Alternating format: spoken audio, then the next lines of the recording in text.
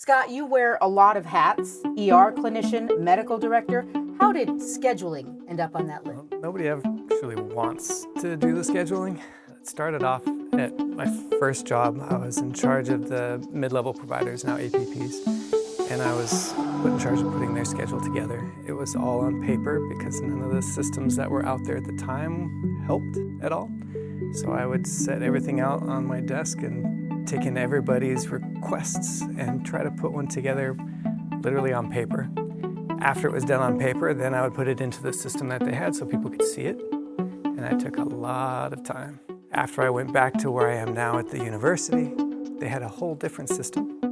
That system had been initially set up on a whiteboard where people would put in their requests and put in their shifts, and then it transitioned over several years to an Excel spreadsheet. And that's when it was handed to me in that form. And the Excel spreadsheet comes with a lot of issues because it would get passed around from provider to provider.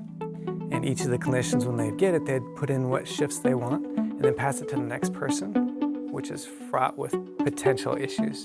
So if they would copy and paste, all of the requirements would kind of go with it and it would break the system. And so then I would have to stop it frequently, go back, find out who broke it and how to fix it. And it was just very labor intensive.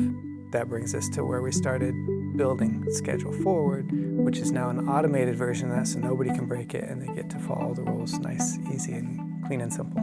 So you just described some of the obvious ones. What's the biggest headache that schedulers in emergency medicine deal with? The biggest headache is easily trying to make everybody happy, which we know in life is never going to happen. But letting a clinician pick their own schedule is by far the easiest way to make everybody as happy as possible because they're picking their own schedules. Even when it comes down to the very end where there's nothing nice left to pick and it's all kind of the junk shifts left, they get to pick the least bad shift for them. Instead of someone telling them when to work, they get to decide when they get to work.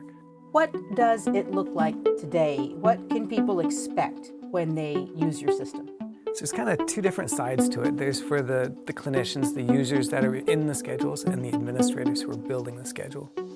For the administrators, you're taking away hours and literally hours of work time. So much of it is automated now. They put in what they need, they put in all of the users' requests, and honestly now, they don't even have to do most of that because the users get to do that themselves and tell the computer, tell the system what they want. And then the system will help build that. Administrators still have oversight, and they get to build all the restraints that they need to make sure that each department is filled the way it needs to be, but it fills it following the individual clinician's preferences. From the user side, from the clinician side, they have a very streamlined effect. So they have one-stop shop where they can go in, they can see their schedule immediately, even if they work at different locations, even if they work at different hospital systems. If they all use ScheduleForward, they can see all of their schedules on one calendar. They can also trade, make any trades for any shifts that they want to trade with anybody else in the department directly from their phone, from the computer system with a couple clicks, and that's all it takes. They have to accept it, but as long as it's already arranged, it's pretty easy.